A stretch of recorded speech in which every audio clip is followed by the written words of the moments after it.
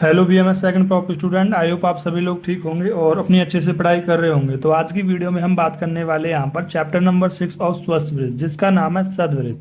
ठीक है, पहले हम इसमें क्या करेंगे, आयुर्वेदिक कॉन्सेप्ट देखेंगे, सद्वृत्त के बारे में जितना भी आयुर्वेद में लिखा हुआ है वो देखेंगे। देन उसके बाद हम थोड़ा इसका मॉडर्न एस्पेक्ट देखेंगे। ठीक है, देखो जनरली आपके संस्कृत के अंदर आयुर्वेदिक कॉन्सेप्ट को बताने के बाद, मतलब जो भी आयुर्वेदिक टॉपिक है उसको समझाने के बाद थोड़ा सा मॉडर्न कॉन्सेप्ट जरूर दिया हुआ होता है। ठीक है, ताकि आप अच्छे से उसको मॉडर्न से रिलेट करके अपने क्लिनिकल प्रैक्टिस में यूज कर सके।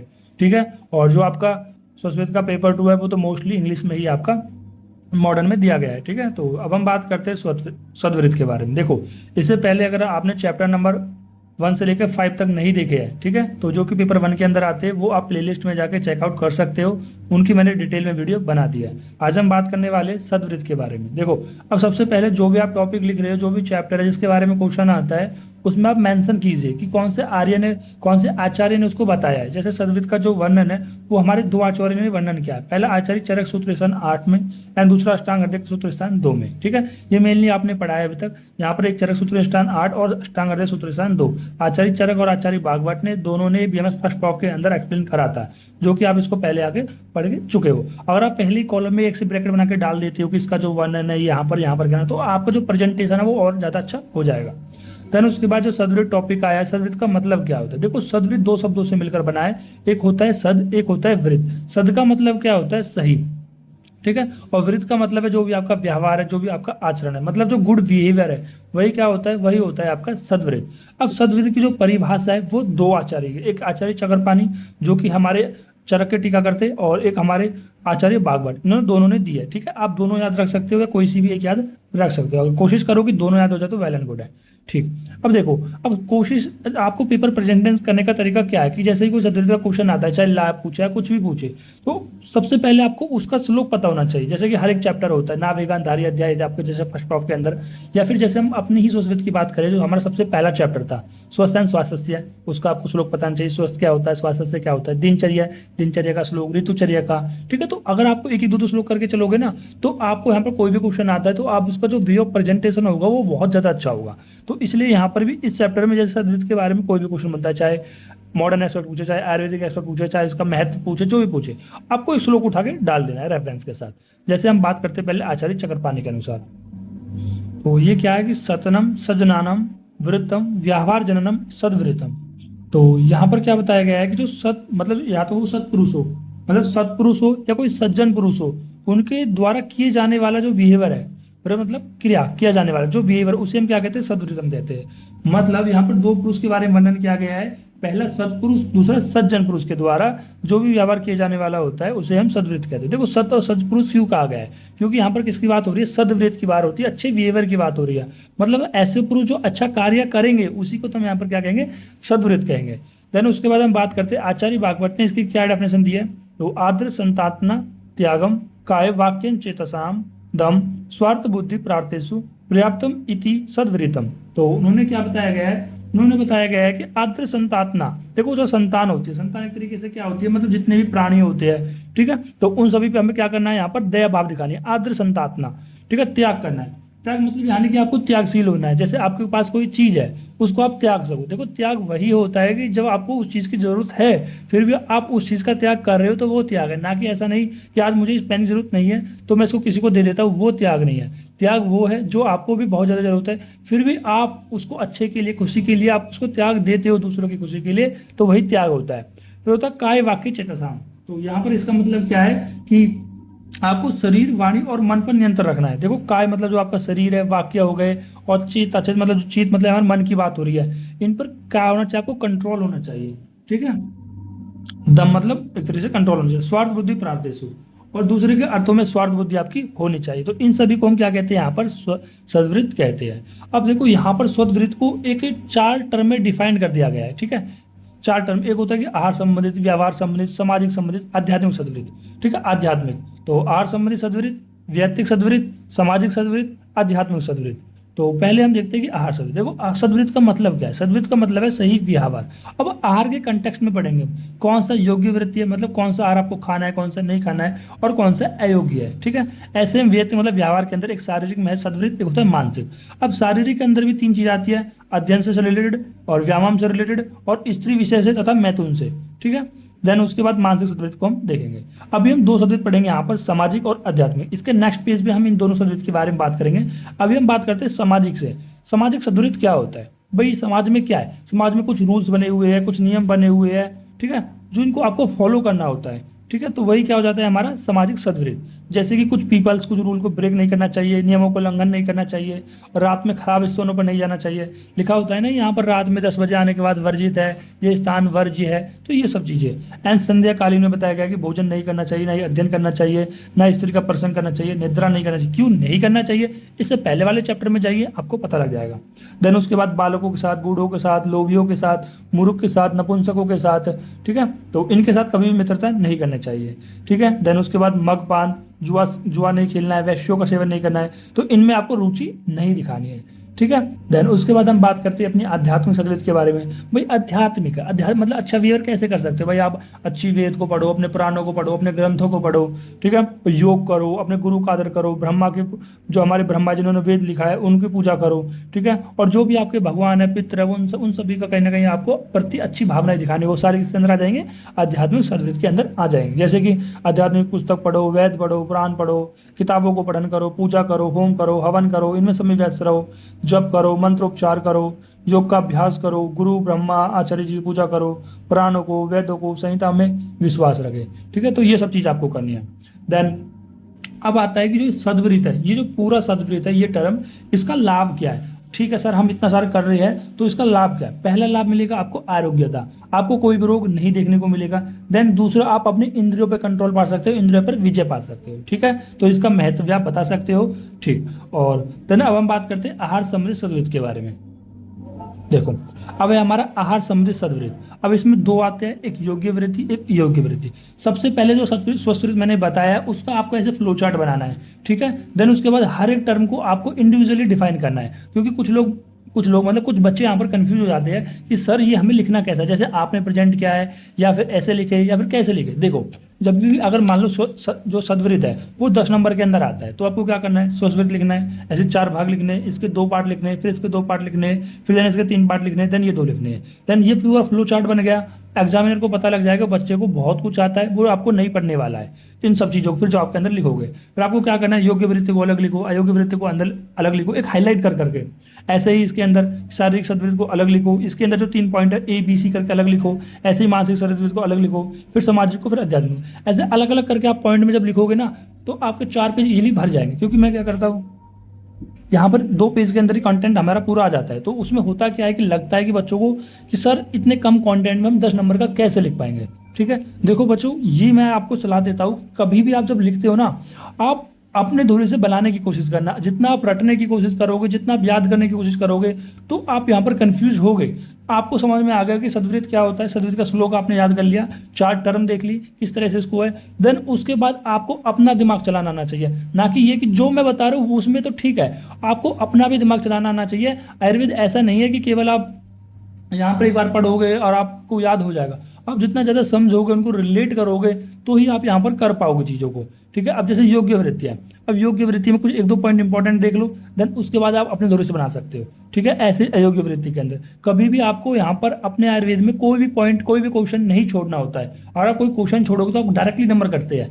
ठीक है, तो अब हम बात करते हैं, चलो ये इस टॉपिक पे कभी हम बात करेंगे आगे।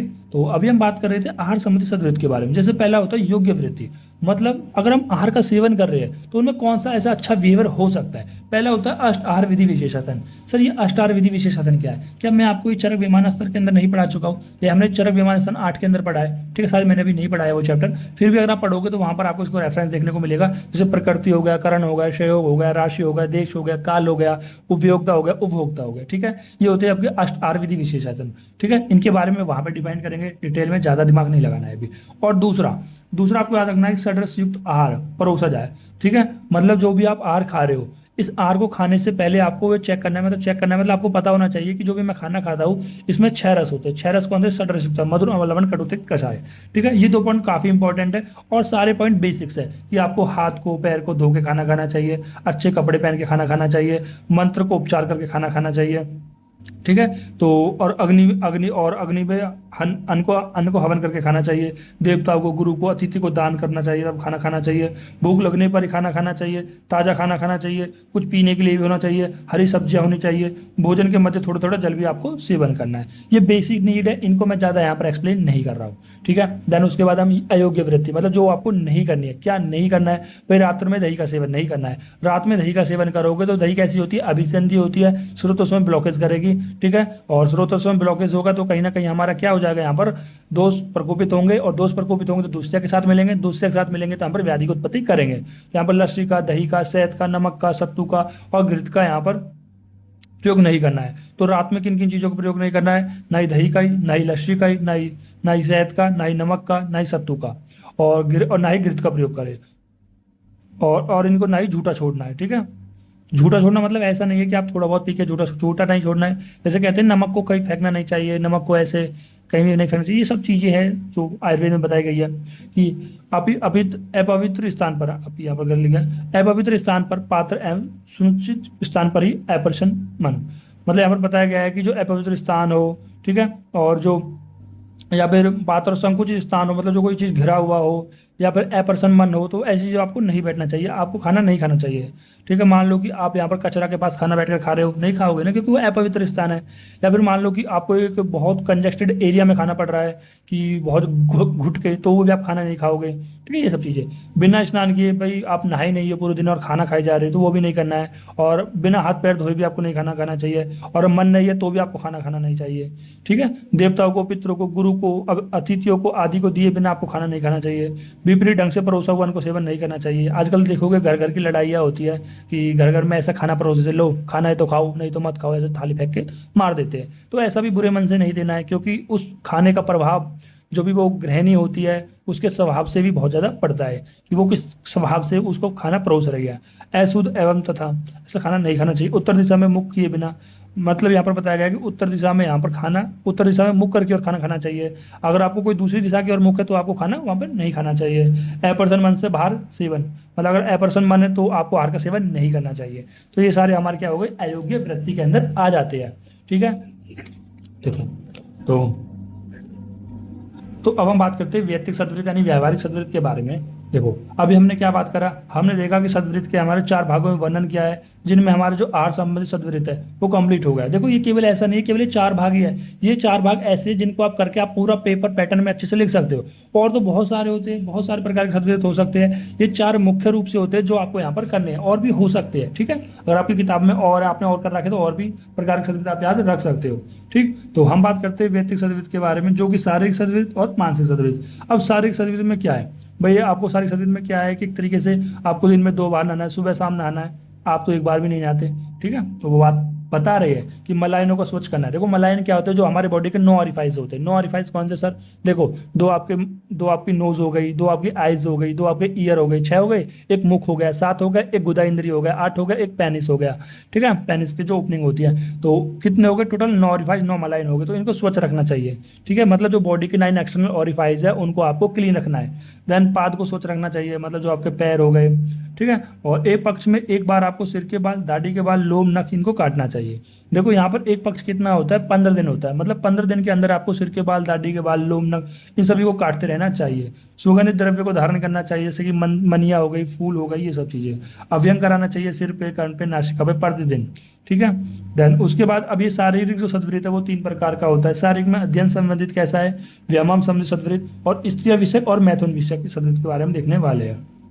जैसे अध्ययन संबंधित बताया गया है कि वर्षा ऋतु में या विद्युत में दर्शन में आपको यहाँ पर अध्ययन नहीं करना है। ठीक है, अगर बारिश हो रही हो, अगर बिजलियाँ चमक रही हो, तो उस कंडीशन में आपको यहाँ पर पढ़ना नहीं चाहिए। क्यों नहीं पढ़ना चाहिए यार? वर्षा ऋतु हो रही है तो बिजली वगैरह कड़क रही है, आपको बारिश मतलब लाइट वगैरह नहीं आती होगी, उजाला नहीं होगा, तो ऐसे उन्होंने बताया होगा जो भी है। भूकंप के समय, पूर्णिमा, अमावस्या के समय नहीं पढ़ना है। पद को अलग अलग करके, मतलब पैर को अलग अलग करके नहीं पढ़ना, पैर को अलग अलग करके पढ़ना है यहाँ पर। ठीक है। सूर्य उदय के सूर्यास्त के समय नहीं पढ़ना है। शमशान गमन के दिन मतलब शमशान में नहीं पढ़ना है आपको। अधिक मंद गति से मतलब बहुत मंदे मंदे भी नहीं पढ़ना है, बहुत जोर से भी नहीं पढ़ना है, ठीक है। व्यायाम शब्द देख लेते हैं कि व्यय लिंग रोग की अवस्था को देखकर, तो मतलब आप अपनी एज देख लो, आपकी कितनी एज है। अगर आपकी एज कम है, आप अगर आप एक यंग एज में हो, तो आपको युवा अवस्था के दौरान बहुत ज़्यादा आपको मैथुन नहीं व्यय कर सकते हो, एक्सरसाइज कर सकते हो। लिंग क्या है, मेल है फीमेल है, मेल ज़्यादा कर लेते हैं क्योंकि इनमें स्टेमिना ज़्यादा होता है एज कम्पेयर टू फीमेल। मैं ऐसे नॉर्मली बात बता रहा हूँ, ठीक है। रोग की अवस्था को देखकर, मतलब रोग की अवस्था को देख लो, अगर रोग ज़्यादा बढ़े हुए तो वहाँ पर आप व्यायाम कम कर सकते हो। शौचा देकर निवृत्त होकर ही आपको व्यायाम करना चाहिए। ऐसा नहीं है आपको पूरी इसका वेग को धारण करे हुए जिम कर रहे हो, ऐसा नहीं करना है। ऋतु के अनुसार अधर्म शक्ति का तक बिल्कुल सही बात है, ये हमारे आचार्य ने बताया ऋतु के अनुसार करना चाहिए। ठंडी ऋतु है तो तक बहुत ज़्यादा व्यायाम कर सकते हो, और अगर ऋतु है जैसे अर्ध शक्ति के अनुसार बताया गया था, और अगर ऋतु ग्रीष्म ऋतु है तो उसमें आचार्य उन्होंने मना किया है, ठीक है। और अपनी अर्ध शक्ति और व्यायाम तक कर सकते हो। फिर स्त्री विषय तथा मैथुन मैथुन विषय बताया गया है कि स्त्री को अधिक विश्वास नहीं करना चाहिए। मतलब स्त्री के बारे में बताया कि स्त्री पर अधिक विश्वास ना करे, गुप्त बातें ना बताए, पूर्ण अधिकार ना दे, रजस वाला रोग नहीं, मतलब जिनका मेंस्ट्रुएशन साइकिल चल रहा हो, जिसको कोई रोग हो, जो अपवित्र हो, तो उसके साथ संभोग नहीं करना चाहिए। जो स्त्री चतुर हो, बहुत तेज हो, लोग व्यवहार को अच्छी ना हो, ठीक है, तो ऐसी स्त्री के साथ भी नहीं करना है। अन्य योनि में मैथुन नहीं करना है, मतलब किसी और पक्षी या जानवरों की आपको योनि में मैथुन नहीं करना है, केवल इंसानों की योनि में मैथुन करना है।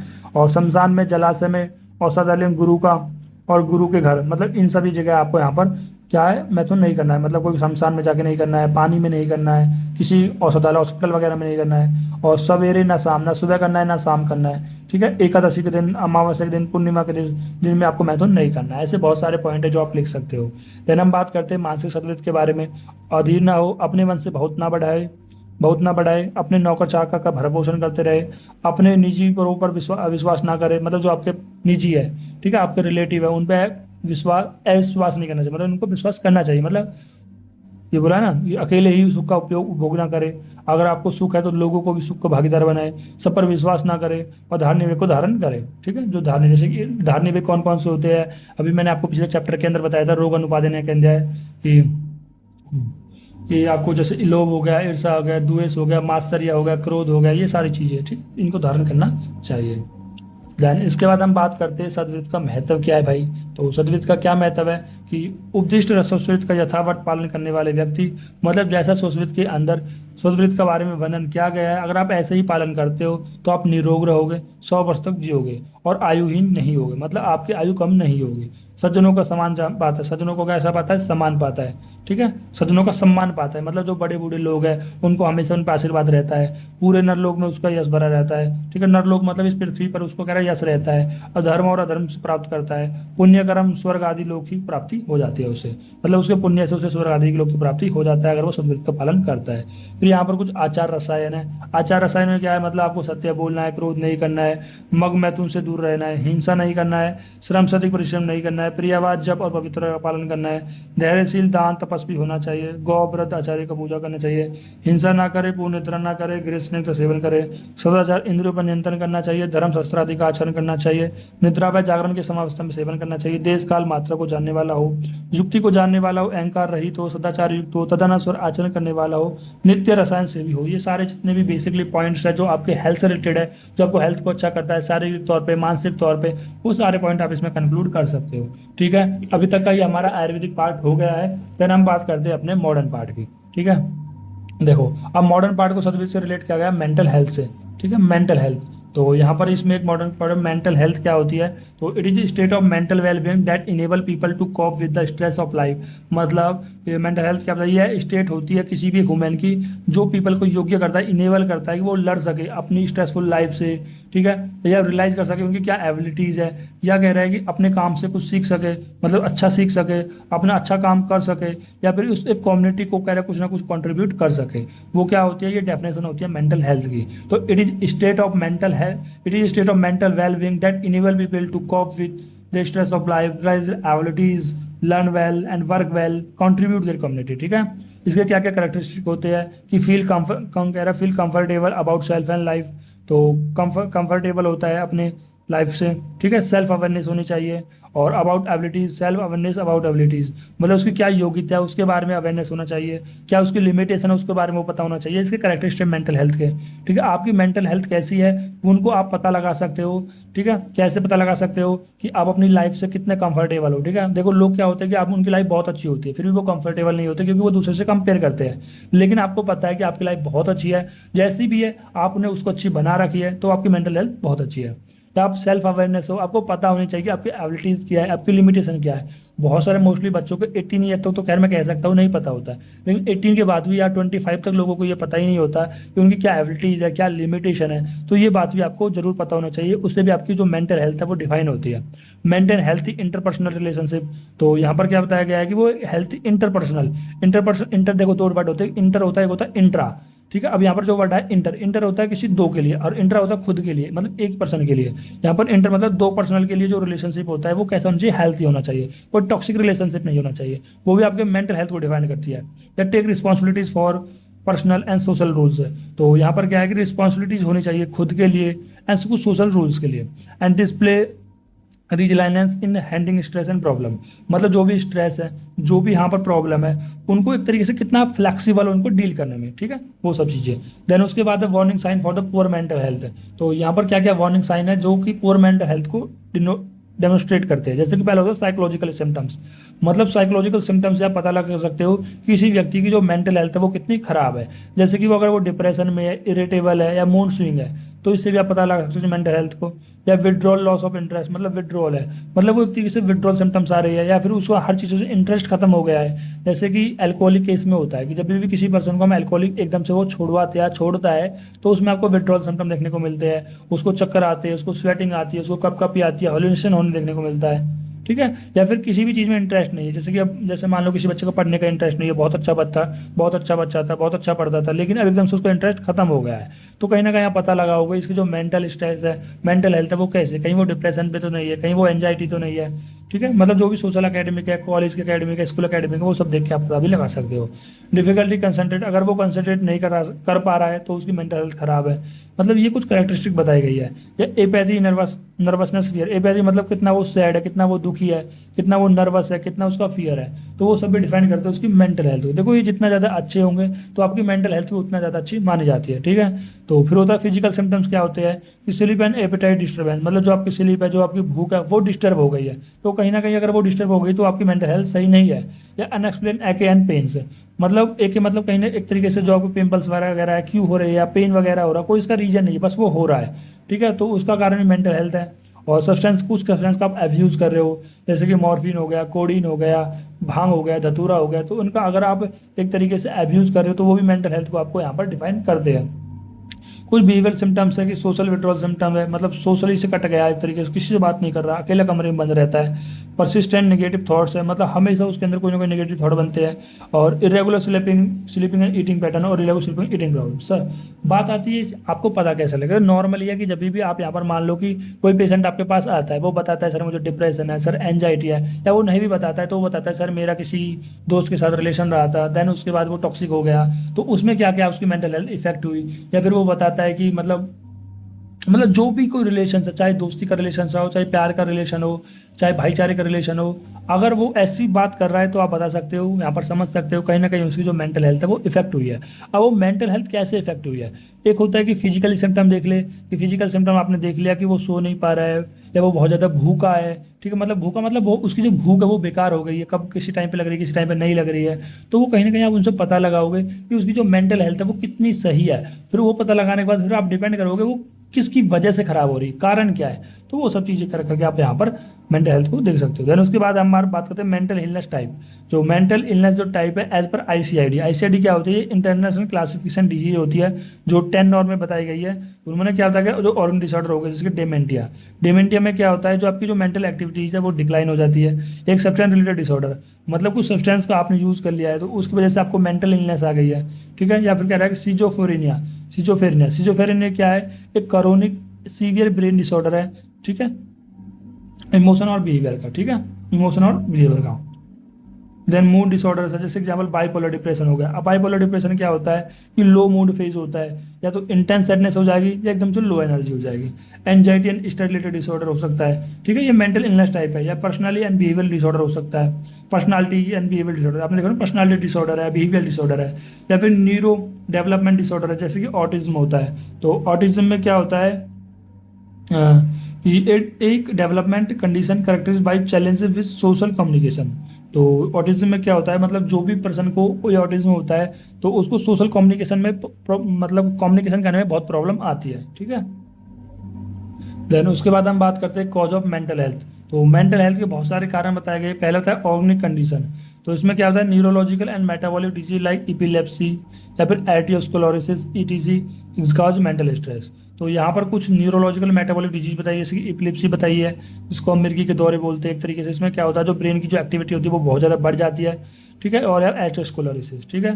हेरेडिटी में क्या होता है, कुछ जेनेटिक प्रीडिस्पोजिशन, जैसे कि examples schizophrenia risk increase with affected parents, ठीक है। तो जो सिजोफेरेनिया का है इसका रिस्क बढ़ जाता है अगर जो सिजोनोफेरिया पेरेंट्स में भी है, ठीक है। मान लो अगर ये दो पेरेंट्स हैं, इन दो पेरेंट्स के अगर ये सिजोनोफेरिया है तो ये सिजोनोफेरियन की जो नेक्स्ट वाला जनरेशन उनमें होने के बहुत ज़्यादा चांसेस होते हैं। अब सिजोनोफेरिया क्या होता है, मैंने बता दिया कि ब्रेन का जो इम्बैलेंस हो जाता है इनकी एक्टिविटी का, ठीक है। देखो यहाँ पर मैंने बताया था कि सीवियर एक क्रोनिक सीवियर ब्रेन डिसऑर्डर होता है, जैसे कि इसमें इमोशन और बिहेवियर को कंट्रोल नहीं कर पाता है, तो वो सब चीज़ें, ठीक है। अभी मैं आपको दूसरा ये बताने लग गया था डिमेंटिया, ठीक है। तो इनमें आप कंफ्यूज मत होना, क्योंकि हम क्या करते हैं एक्चुअली मॉडर्न कम पढ़ते हैं, तो जिसकी वजह से हम मॉडर्न टर्म को भूल जाते हैं। तो आपको ऐसा नहीं करना है, बार बार चीज़ों को पढ़ना है। सोशल पैथोलॉजिकल कॉज क्या होते हैं कि स्ट्रेसफुल लाइफ सिचुएशंस, प्यूबर्टी करी हुई है, घर टूट रहा है किसी का, या फिर इसको एब्यूज करा जाता है। इम्पैक्ट मेंटल हेल्थ, क्योंकि क्या करता है, इम्पैक्ट करता है मेंटल हेल्थ को। देखो सोशल पैथोलॉजिकल कॉज किस तरह से उसकी मेंटल हेल्थ को इफेक्ट करता है। देखो पहला तो मैंने बता दिया कि ऑर्गेनिक कंडीशन के अंदर कि कोई भी न्यूरोलॉजिकल मेटाबॉलिक डिजीज है, क्योंकि कहीं ना कहीं आपकी मेंटल हेल्थ को इफेक्ट कर रहा है। दूसरा हेरिडिटी, मतलब अगर आपके पेरेंट्स को है तो उसकी वजह से आपको भी कोई डिजीज हो सकती है, जैसे कि सिजोफेरेनिया हो गया, अगर वो आपके पेरेंट्स को तो आपको देखने को मिल जाएगी, ठीक है। देखो कभी भी कोई डिजीज है आपको रिलेट करना कि आप अपने आप को रिलेट करके उस डिजीज को मत पढ़ना, ठीक है। हमारी आदत क्या होती है, जब भी मैं कोई डिजीज बताता हूँ या तो मैं अपने आप को रिलेट करूंगा, ठीक है, या फिर आप लोगों को एग्जाम्पल लेके बताऊं। पर आप लोगों पे तो मैं बता सकता हूँ, लेकिन जब आप लोग इस चीज़ को पढ़ोगे तो आपको अपने आप रिलेट नहीं करना है। आप मुझ पे उस बेसिक को रिलेट कर लेना, आप किसी पे रिलेट कर लेना, आप खुद पे रिलेट मत करना, क्योंकि कहते हैं ना कि जैसा आप सोचते हो वैसा आप बन जाते हो। ऐसा अगर आप खुद पे उन डिजीज को रिलेट करोगे तो आपको भी यहाँ पर कहीं ना कहीं मेंटल हेल्थ प्रॉब्लम हो सकती है, या डिजीज होने के वो बहुत ज़्यादा चांसेस होते हैं, क्योंकि आपका जो ब्रेन है बहुत ज़्यादा पावरफुल है, ठीक है। तो तीसरा साइकोट्रोपिक ड्रग्स हो गई, मतलब कुछ ड्रग्स हो गई, जैसे कि हमारा बारूरेट्स हो गया, LSD हो गया, ठीक है। ये भी मेंटल इलनेस को ट्रीटमेंट कर सकते हैं। न्यूट्रिशनल फैक्टर में डिफिशियंसी हो गई, थायमीन की, पेरोक्सिन की, iodine link to the cognitive mood disease की। इन्फेक्टिव एजेंट के अंदर CNS इन्फेक्शन हो गया, मिजल्स हो गया, रूबेला हो गया, ट्रॉमेटिक इंजरी के अंदर हेड इंजरी हो गया। तो इसी के साथ ये चैप्टर हमारा कंप्लीट होता है, और ये चैप्टर नंबर 6 भी कंप्लीट हो गया है। तो अभी तक हम संस्कृत के पेपर 1 के अंदर 6 चैप्टर कंप्लीट कर चुके हैं, और अगर आपने नहीं देखे तो एक बार प्लेलिस्ट जरूर चेक करें। प्लेलिस्ट में 6 चैप्टर आपको मिल जाएंगे। फिर मिलते हैं एक नए चैप्टर के साथ, तब तक के लिए पढ़ते रहिए। और वीडियो अगर आपको अच्छी लगी हो तो कमेंट जरूर करें, और ज़्यादा से ज़्यादा अपने दोस्तों को चैनल को शेयर करें, और उनसे बोले कि इस चैनल को सब्सक्राइब कर लो। इस चैनल पर रेगुलर बेसिस पे वीडियो आती रहती है। फिर मिलते हैं एक नई वीडियो के साथ।